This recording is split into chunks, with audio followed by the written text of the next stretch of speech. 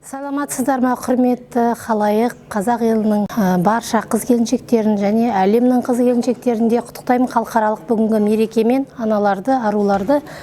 Бүгін әлем халықтар жазушылар одағында мынандай кітап көрмесі және қолөнер көрмесі, картина сурет көрмесі болып жатыр. Әлем халықтарының жазушылары жиналып, осы жерде үлкен конференц-залда қазір бір-бірлерімен пікір алысы болып жатыр. Содан кейін мерекелік дастархан. Бүгінгі біздің құрметті қонақтарымыз жан-жақтан келген.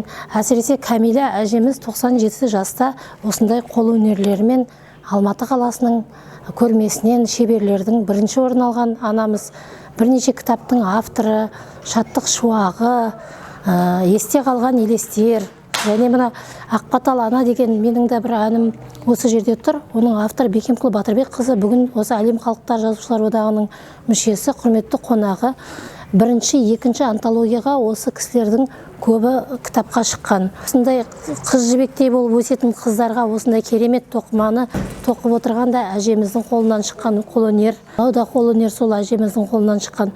Шежіре кітаптар бар, Найман Батай деген. Қадыр Қаресұлының өмір мектебі, тебіренші жылдарда Әмел Құсайынқызының Сүлеймен деген үш тілде шыққан жас жігіт Сүлеймен Қыдырашев туралы керемет үш тілде шыққан естелік кітап. Бұл кісі жас кәсіпкер болып іс бастаған, шетелде білім алған, Қазақстанға келіп еңбек еткен, жаста болса бас болып үлгі болған жастарға. Ал мынау Берекелі Бағзы өлке, Әзірханов Башы Айжанақұлының кітабы, ал мынау Айтуар Өтегенов ол кісіге арнап өлең шығарған, өзі де Жеменейден жемге дейін кітабының, тағы көптеген кітаптарының, елбасы туралы кітаптарының да авторы.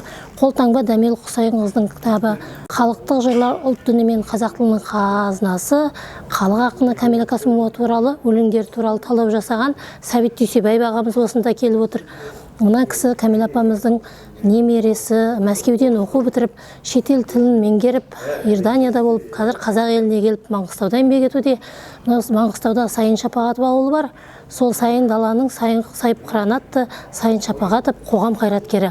Бекет ата деген кітабымыз. Бұл үш тілде жарық көрді. Атырау нефтегаз университетінің ректоры осыны басшылыққа алып отырып, Ислам Қажының кітабын ағылшын тіліне аударып, болашақты бітіріп келген жастар арқылы осы кітап жарық көрді. Жақында 2021 жылы Мен Төкен Танаулы деген меценат, мынау қайырымдылыққа қатысатын атыраулық осындай меценат жазушы ағамыз өнер соқпағымен Ғафиз Есенов халық әртісі. Ол да Атырау Сарайшықтың жігіті екен. Қазір Алматы қаласында Құрманғазы атындағы консерваторияның профессоры сабақ береді.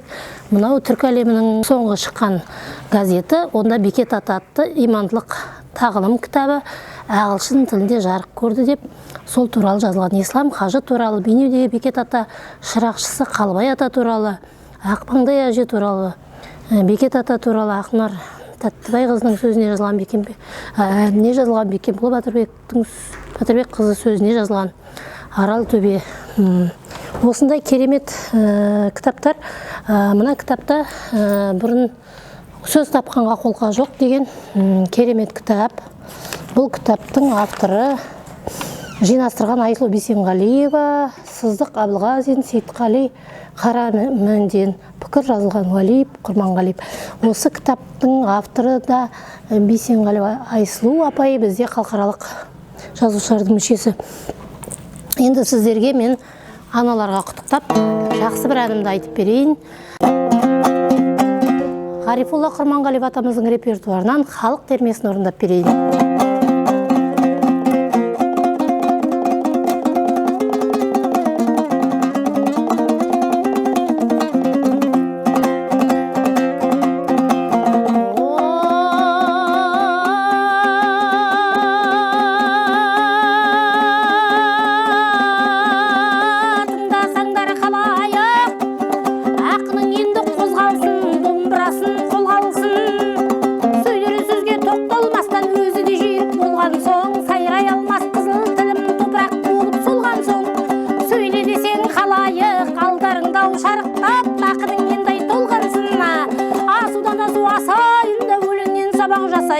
Алдарыңда жырлап, көңілдеріңді ашайын. Жақсы адамдар болмаса, күнілдері жаманнан басымда болып қашайын. Ағалар аңсап келген, сондай құрбылар қоста берген соң, алдарыңда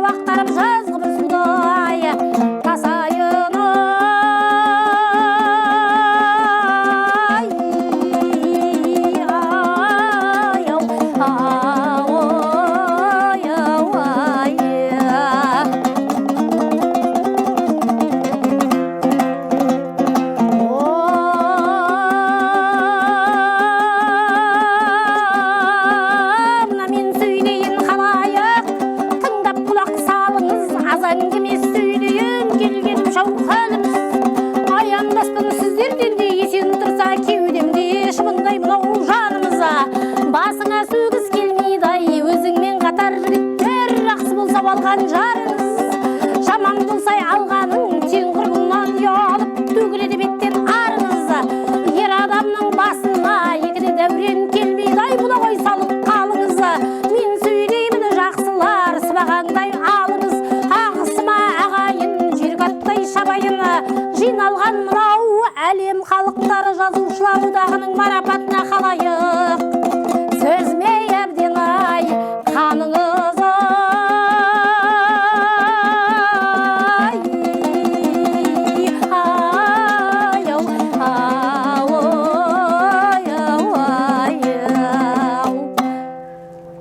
Енді сіздерге айтайын дегенім, мынау үстімдегі тоқымада Кәмила Ғазиз қызының қолынан шыққан қолөнер болатын.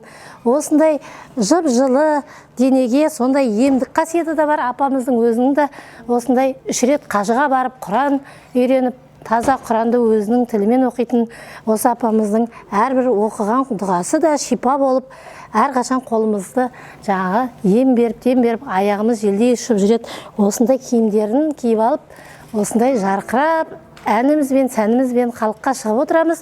Апаға мың алғыс. Бүгінгі әлем халықтары жазушылар одағының төрайымы Гүлхан Айтақынқызы, ең басшысы, төрағасы болған. Сол кісінің зайыбы бұл өмірден өтіп кетті 2 жыл бұрын. Қайрат Дүйсен Парман деген ағамыз еді. Ол кісінің көптеген әндері бар. Мынау айда күнде жақсы ғой бірін білмеген деген әннің авторы ол кісі Нұрлан Өнербаев. Сол кісінің әнін орындап жүр көп жылдан бері.